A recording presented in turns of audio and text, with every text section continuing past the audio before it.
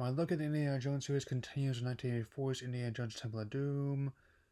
Film is definitely one of the more polarizing entries in the series.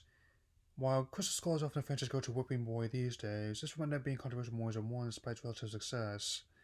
As fan ever since I first saw it, however, I thought I would address the matter directly, so let's open it up. After the credits rolled to a Mandarin and Chinese cover of the classic show Anything Goes, which opened on Shanghai in 1985. Leading lady, Willie Scott, by the kid Caps definitely different from Marion, as well as Elsa and Irina in the next movies.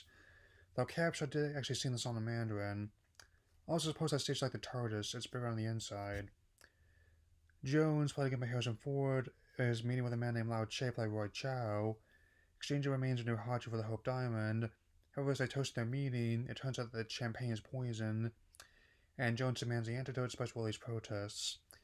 India's companion Wu Hong, played by David Yip, is then killed by Lao's associate Chen, played by Chua Ka-ju. Chaos then ensues at the party as the scramble occurs for both the antidote and the diamond. And some little touches I like are Wilhelm screaming when Indy crashed in the bandstand, so diamond getting mixed up in a vat of ice.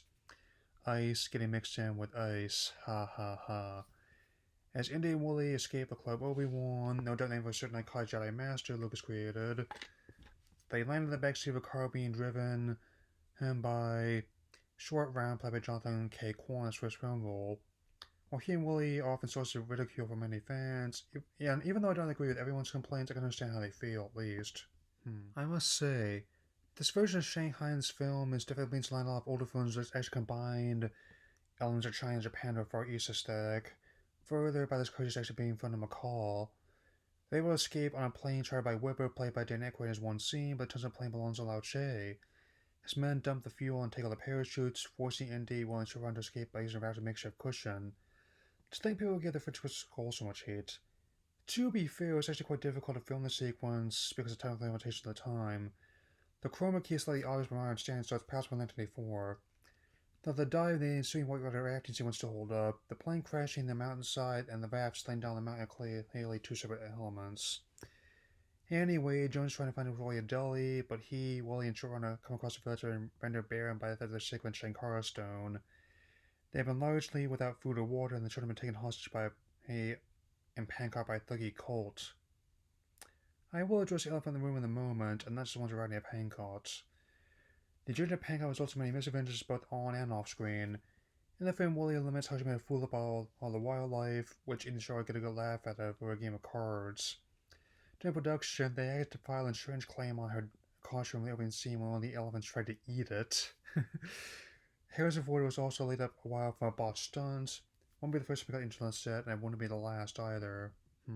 So they reached Pancart Palace just in time for the medic dinner scene with the Maharaja. It turns out this depiction of India is a key reason why the film was so polarizing. I may not consider myself to be that PC, but I can understand how they feel. Even 1984 was continued to be controversial to the point where the production had to move to Sri Lanka after the Indian government refused permission to film there. I also saw this in the original films the first time when I was 8 during the Thanksgiving I spent with a Southern family in Nevada. I could definitely say that I prefer turkey breast, cranberry sauce, and pumpkin pie over snakes, insects, and frozen monkey brains. That last one, thankfully, is actually custard and raspberry sauce.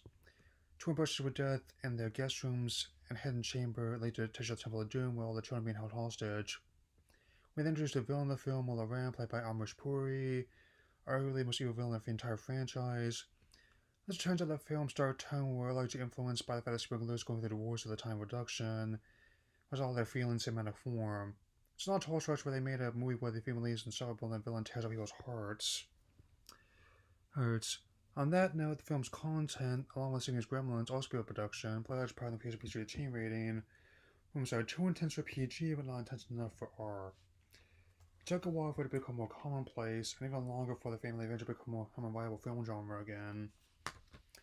Jones then tries to retrieve the Sankara stones, but ends up getting caught and pulled in a thuggy ceremony. Forced to drink a curse of blood for a ceremony, a chameleon is riding eggs against those removals. This comes around when it gets better ones. The following is dramatization. Hollywood homicide. Firewall. Morning glory. Oh, 42. Blade Runner 2049. The Force Awakens. I must say, I really like the set design of the temple as well as this film in general. The film cost about $28 million to make, us a lot $10 million more than the first film did. I also could credit the stunt work as Short Round snapped in out of his trance and his escape begins. Before his recovering from his injuries, Vic Armstrong helped with a lot of fight scenes. The same man who played the German mechanic in the last movie, Pat Roach, also played the giant guy that got crushed in machinery.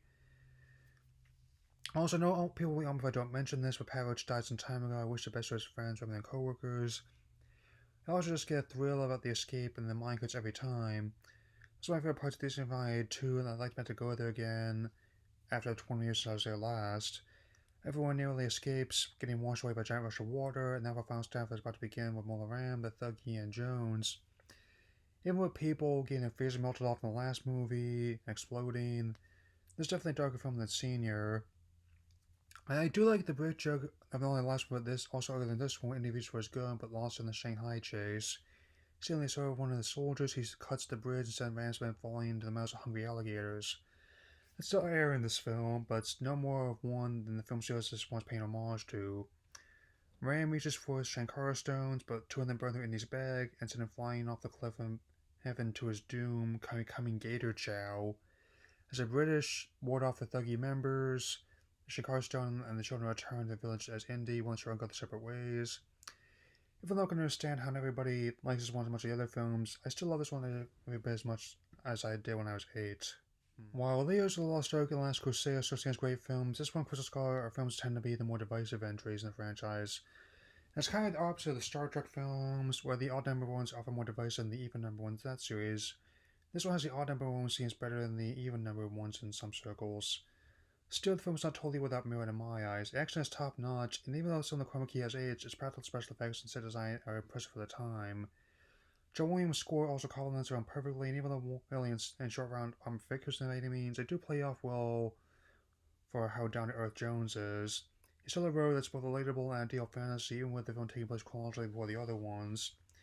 It's also one of the most successful movies in 1984, making over $179 million in the US and with $333 million worldwide on its $20 million budget. It may not be my favorite entry in the series, but it's still something I sit down and watch if it comes on. I know I'm not doing it in a couple hours. After all this time, that's all that matters to me. My final rating is 3.5 stars out of 4. My look at the series continues next time with Indiana Jones and the Last Crusade.